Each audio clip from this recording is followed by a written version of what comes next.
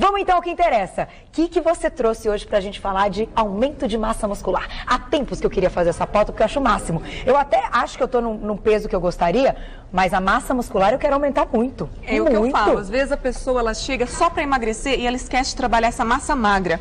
Essa massa muscular é o que vai fazer com que ela mantenha o peso ideal. Se ela, por exemplo, perdeu 10 quilos de gordura, mas ao mesmo tempo ela ganhou uns 3 de massa muscular, o que na balança dá uma diferença de 7 quilos, é muito mais negócio do que se ela só perder a gordura, não ganhar a massa magra. Então, se ela não ganhar essa massa muscular, ela tem o risco de voltar ao peso anterior. Então, é importante fazer um trabalho, né, em conjunto. Olha, menos massa gorda, sério? mais massa magra. Então, se emagrece muito, mas você não ganha essa massa muscular... Efeito sanfona. O efeito sanfona? Exatamente, porque eu nunca tinha ouvido falar que o efeito músculo, sanfona era por isso. Sim, a quantidade de músculo, ela vai influenciar no metabolismo basal, que é aquela quantidade de calorias, a nossa maquininha de queimar calorias. Tá. Então, quanto mais músculo, mais rapidamente se eliminam essas calorias. Perfeito. Só que eu até fiquei, assim, surpresa com algumas coisas que a doutora Liliane trouxe para nossa mesa hoje. Porque eu estava conversando com ela e falei, então, doutora Liliane, normalmente são as proteínas que vão aumentar a massa muscular. E ela me disse que a gente precisa de carboidrato também. Por que a gente precisa de carboidrato nessa hora? Porque o glicogênio, que é uma reserva de açúcares no nosso músculo, ele é formado a partir do carboidrato. Então, no pós-treino, você tem que ingerir uma proporção de 4 gramas de carbo para cada 1 grama de proteína, para formar esse glicogênio e no outro dia poder trabalhar, claro, sempre dando aquele espacinho de no mínimo 48 horas. Então, para esse crescimento, carbo e proteína. Gente, que bacana! Então, tirar o carboidrato, inclusive à noite, não é negócio. Você tem que ter um pouquinho, senão não vai fazer esse trabalho dentro do corpo para que o músculo fique fortalecido. E olha que é um belo trabalho. Que beleza! Então vamos lá. Então, vamos começar por onde? Fique à vontade. Bom, eu adoro iogurte. Eu acho ele um alimento fantástico. Ele tem baixa lactose, porque no processo de fermentação do leite para formar o iogurte, essa lactose vira o ácido lático. Então tem menos lactose, menos intolerâncias, né, alimentares. Legal. É rico em cálcio. O cálcio é importante para a contração muscular, para os ossos. Todo atleta tem que ser suplementado, ele tem que ter tanto uma alimentação, como às vezes até uma suplementação, que foi outra pauta que a gente já falou. Olha. Desses minerais. Tá. E o iogurte, ele ainda tem os probióticos, que são os lactobacilos do bem, as bactériazinhas que vão colonizar o nosso intestino, permitindo dessa forma que a gente absorva muito mais os outros nutrientes. Porque nem tudo que a gente vai ingerir significa que a gente vai aproveitar. E se você tem um intestino saudável, né, a pessoa que come fibras, come uma aveia, um arroz integral, come o iogurte com esses probióticos, ela aproveita quase 100% de todos os nutrientes. Olha que bom. Se a gente não tiver, então, com o corpo preparado para receber alguns alimentos com muitos nutrientes, a gente não vai absorver, vai eliminar, não vai adiantar nada. Entra e sai. Pois é, isso que você falou de corpo preparado é importante nas primeiras horas pós-exercício. Tá. Então, nas primeiras horas pós o seu treino de musculação, o seu corpo está ávido por proteína. Tudo que você ingerir, ele vai aproveitar. Existem dois momentos que a gente tem esse hiperaproveitamento. Seria no pós-exercício, nas primeiras horas, e de manhã, quando a gente acorda. Que aí o corpo está ali pedindo nutriente, por favor, coma proteína, coma vitamina. Então, no café da manhã é perfeito. Iogurte. Iogurte, um cereal. Tá. Aqui a gente tem um cerealzinho com uvas passas. Sem açúcar. Esse é sem açúcar. Sempre sem açúcar, isso também é importante, né? É, assim, se a pessoa tiver um treino muito... vai correr 2 horas, vai fazer uma coisa assim que exija bastante calorias, ela pode estar comendo um açúcarzinho. Mas se for só um treininho básico, uma corridinha de 30 minutinhos, melhor sem açúcar. Melhor, mais saudável. Esse carboidrato, se a gente for falar então de atividade física e de horários. Vou fazer uma atividade física pela manhã. Acordo, tomo meu café da manhã e vou praticar...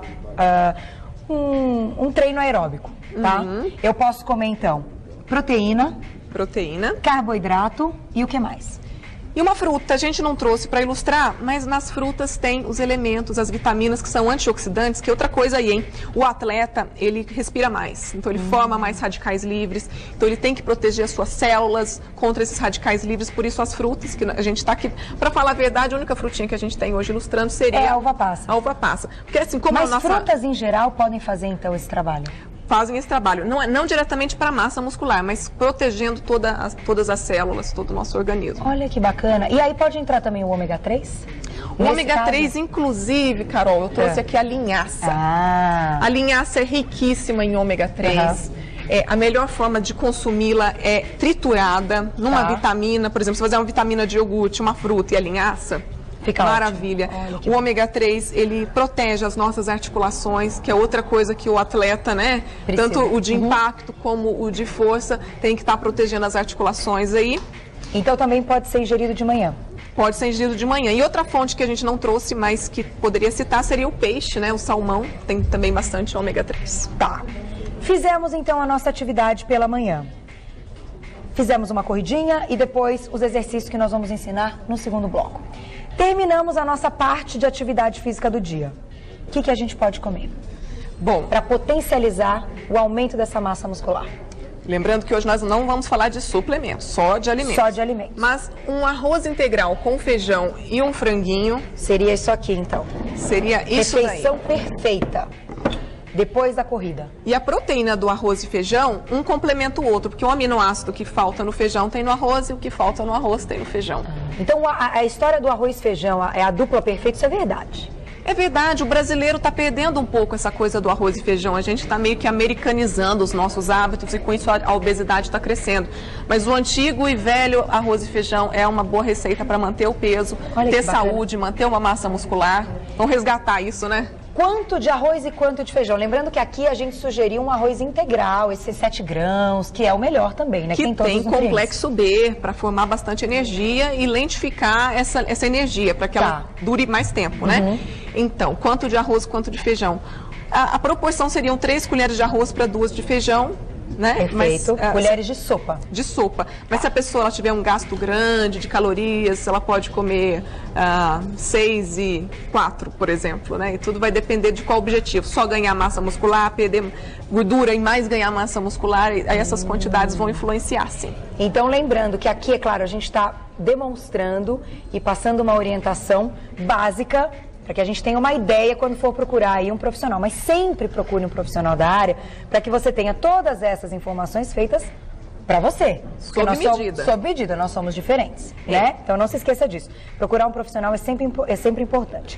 Bom, aqui a gente sugeriu um franguinho. Poderia ser no lugar desse frango um filé de carne, por exemplo, uma carne vermelha? Poderia. A carne é grande fonte de ferro. O atleta também tem uma necessidade maior de ferro para as células do sangue poderem levar o oxigênio, né? O oxigênio é tudo que ele precisa. Tá. E sem ferro não há tanto oxigênio, há chances de ter anemia. Então, Entendi. A carne vermelha. Para quem não come carne, eu sou vegetariano, a gente trouxe aqui a proteína texturizada de soja. Legal. A proteína de soja, ela consegue compensar?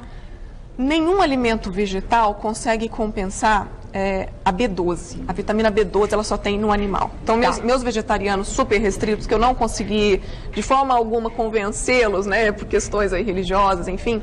Então, eu suplemento a B12. Mas em termos de proteína, ela pode compensar sim. Tá, nesse caso, para enrijecer a parte muscular pode ser a proteína de soja. E existem os ovo-lacto-vegetarianos que comem pelo menos os iogurtes, laticínios e ovos, né? Eu não como só carne vermelha.